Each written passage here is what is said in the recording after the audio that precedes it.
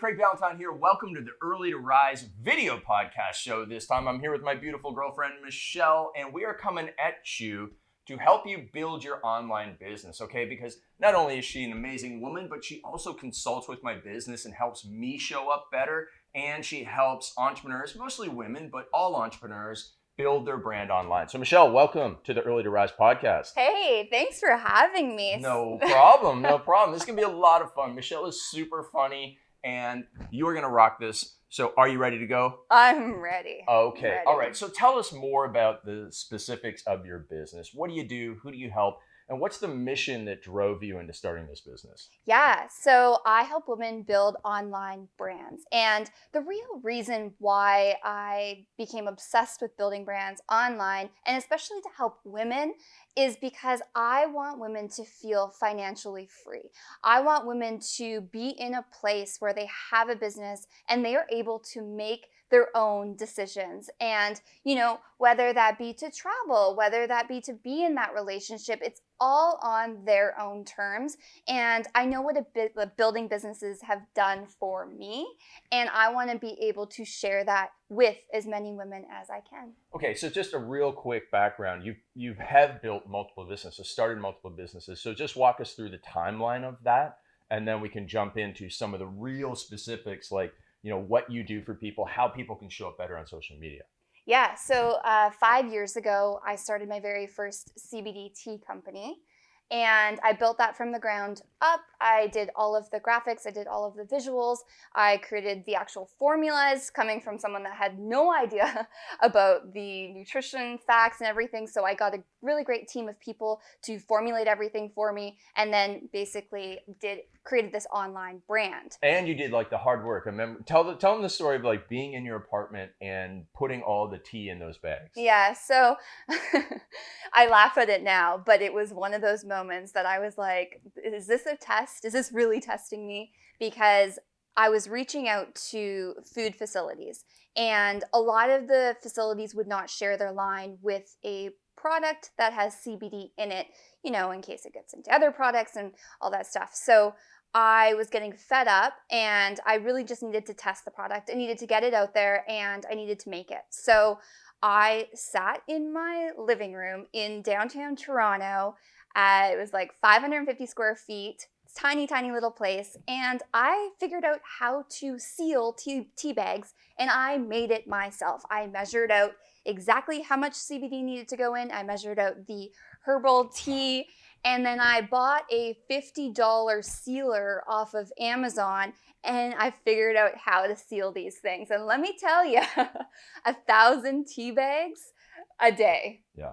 Well, that's 10 packages. That's an amazing example of what my friend and our friend Bedros Keuilian calls or says, if you don't have resources, you have to get resourceful, which is what you did. So after that one, you then started another business, right? Yeah, so then I started a hair accessories company because I was a hairstylist before, and I always loved the beauty industry. And I was doing my tea stuff, and that was going really well. And I was like, I still want to do something in the beauty space. So what can I do to kind of still be in that space? So I created Day 2, was what the brand is called. And it was basically all about how to style your hair on day 2. So most women know I'm that still on day 1 over here. Most women know that day 2 can either be a good hair day or not so great hair day. So that was the fun behind that brand. Got it. All right. So going back to your mission, why is it that it is so important to you? What is it that you are just absolutely driven to go and help women become independent? What lit the fire under you for that? I think the biggest thing for me was it was something that I had personally struggled with. Coming from a place where my parents controlled a lot of the things that I would do. It's like if I was good, it was like, oh, okay, here's some more money for this, or here's your car, or here's this. And then if I was, not behaving in a way that they were not into, then things would get taken away. And patterns like that continued to repeat in my life. And it got to a point where I was like, hey, listen, if I want to be in control of my own future, I need to make things shift. I need to make things different for myself. And I mean, you know, what that did for me, creating my own brand, creating my own financial independence, has been everything for me. And so to give that feeling to other women is just, it's the reason why I get up as early as you do in the morning. And why she goes to bed as early as I do. Yeah, exactly. And I've seen other people go through it too, you know. Lots of people I know are in these toxic relationships and they won't get out because he's paying the bills or whatever it may be. And it's just like, just take that leap, just do that thing. And so that's the real core as to why. Yeah, and it builds the confidence for them along the way. And I've seen you do this for your clients. So what exactly is it that you do? What are the 3 pillars of your branding program that helps, again, any entrepreneur? Because you've worked with male hairstylists, and again, you helped me a lot. So what's the real like high level of what you do for folks? Yeah, so I basically talk at the very beginning. We need to decide like what it is that you really want. Okay, so we start with your vision and your mission, and we think very, very high level, because the way it works is you got to have a plan, as you know, if you're listening to this guy. You got to have a plan, you got to have a direction of where you're going, and then you can start to behave in a certain manner every single day. Well, the same kind of thing kind of goes with brands. So you have to understand what's that high level vision that you have for your brand. Once you've established that, then we go into the fun stuff. Then we go into actually building the brand. So the 3 phases that I have is the brand building, then we go into presentation, and then we go into selling, because all 3 of them have to work together. So once you've got a really great brand, now you need to figure out how to bring some personality to that brand. Now you need to figure out how to show up. You know, that's the style, image, that's in presentations, that's in just the way that you behave with your brand. And then, if I can interrupt you for 1 second, is I know a lot of people listening right now are going, that doesn't matter. It doesn't, all that matters is my content. But I've seen you transform women and their businesses by helping them show up better. And you help me show up better because, I'm the type of guy who would throw on anything and make any video and think, oh, it's the content that matters. But when you've helped me with some of that stuff, we have seen the views go up and the lead or the client requests come in more and generate more leads. So for anybody that's doubting you right now, what example or what power can you say like you will get from changing that image and just what it does to you, like a celebrity status? Yeah, it doesn't mean you have to put on tons of makeup every day and, be the person that you're not, because that's not what it's about. It's about being who you are, representing your true values, and showing up and stepping into that better version of yourself. So a lot of the things that I do with my clients is I do a lot of, thinking about that person in 5 years. So maybe you're not where you want to be at right now, but really just stepping into that power of like that you in 5 years from now. Awesome. Okay. And then so back, I think I cut you off before we got to the 3rd pillar of the program, because we were talking about showing up online in the image. So the 3rd pillar. Yeah. So the 3rd pillar is selling. Okay, so we can create, your great brand. We can get what you're doing on video, what you're doing for your photos, all that stuff. But now we need to find the people. We need to find the people, your customers, your clients, to actually buy your product. And there's a certain conversation, there's a certain way that you do this. And so that's why we end with the selling, which is the most important part. Okay, so that's like the higher level of what, pretty much every business needs. But you do a lot of work on a deeper level, because we're going to talk about why people struggle with this, about doing this stuff in a second. But what do you do for people on a deeper level? What have you done for women on a deeper level in terms of their confidence, which is where I see it a lot? Yeah, this again, there's a lot of confidence stuff in my program, because this is everything. I mean, confidence, mindset, just really envisioning that thing that hasn't happened yet. We can do all this vision board stuff, and sometimes it's like, yeah, that's nice for other people, but it's really hard to truly believe that that's coming for you, or that's, and it could be because of past trauma. It could be because of the negative voice that you just constantly tell yourself, you're not good enough.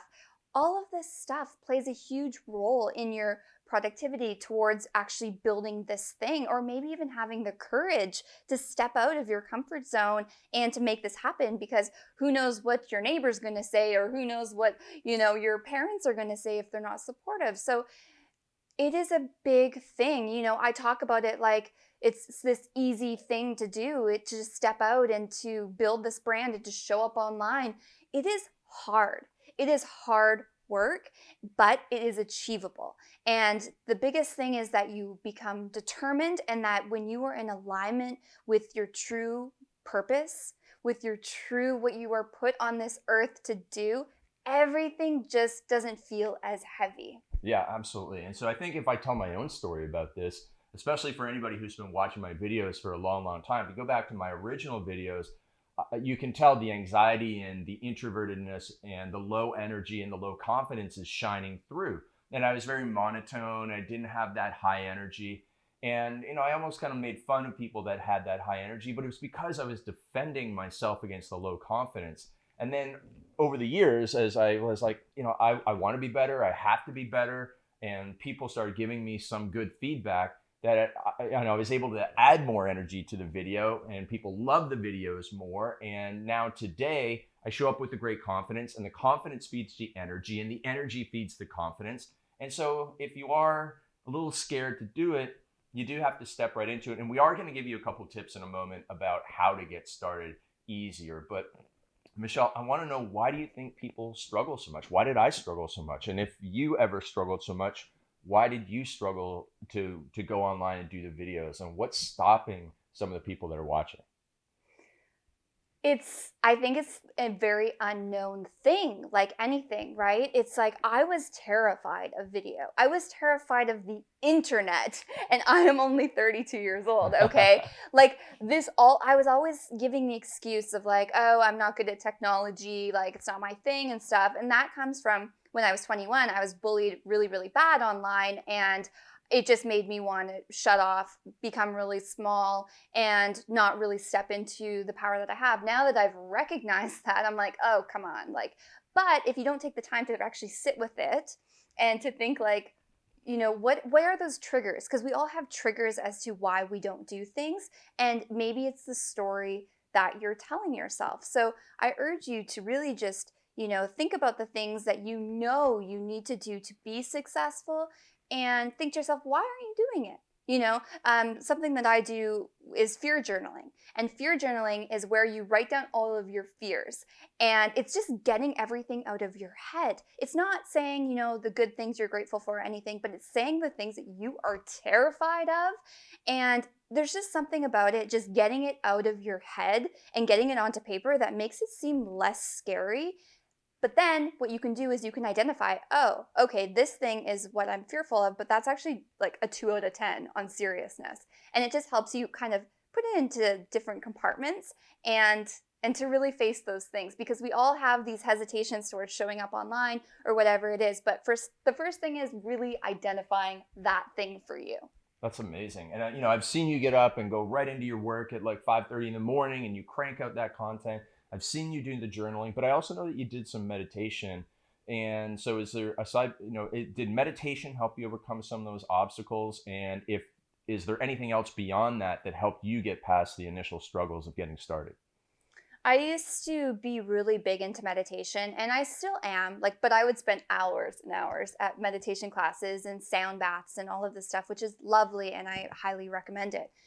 But what I do think is my biggest thing, and where I had the most wins, was when I actually just started getting messy. It's true. It's just doing the thing. And, as Craig says, action beats anxiety. It's true. I was in a phase of my life where I was just thinking about it. I was like, okay, I'm going to think about all of these things that I really, really want to do. And then once I've got all of the answers, then I'm going to do it. But then, months go on, years go on, all of this stuff, and you're like, oh, dang, I haven't done that thing. So the best thing that you can do is just to start doing it, and just start making the videos, start experimenting. I mean, we live in a time right now where we all have iPhones, we all have smartphones, where we can take a photo and we can analyze it, right? We can look at it, we can say, ooh, I don't like that angle, or oh, I don't like this angle. or, take the videos. Oh, that, I was talking too much, meet and greet at the beginning, and I should have got into the point.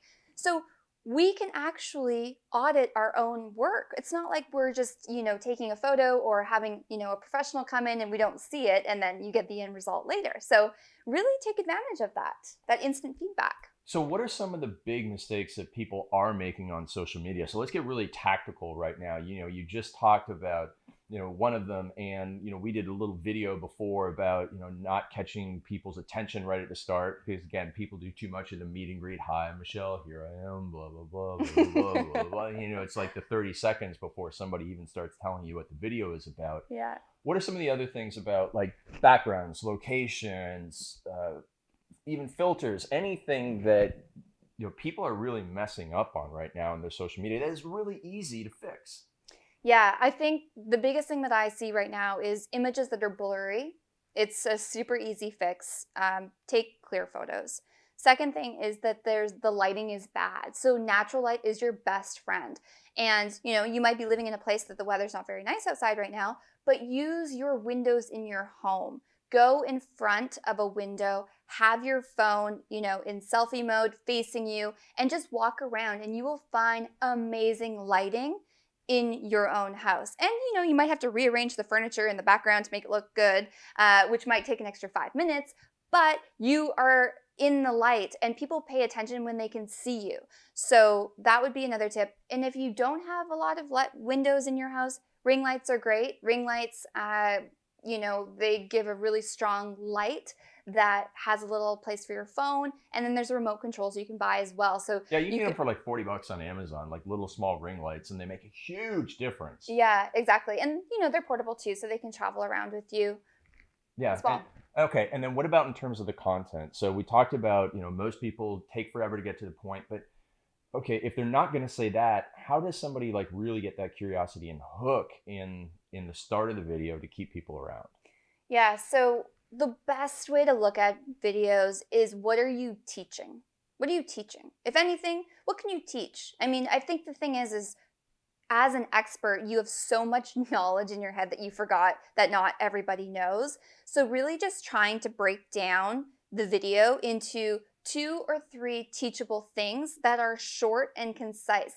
Biggest mistake I see people do is they try to jam too much information in one video, where that video could be split up into multiple videos and it would just be so much stronger. So think, what is the overall message? What can I teach? Can I make this into shorter videos that, would have more impact? All right. So I think that another mistake that you pointed out to me before is that people they post the same content over and over again, and they're not vulnerable. And it's like, I joke, it's the latte art picture over and over again. But share why it's so important to have the vulnerable stories that lead people to becoming your clients.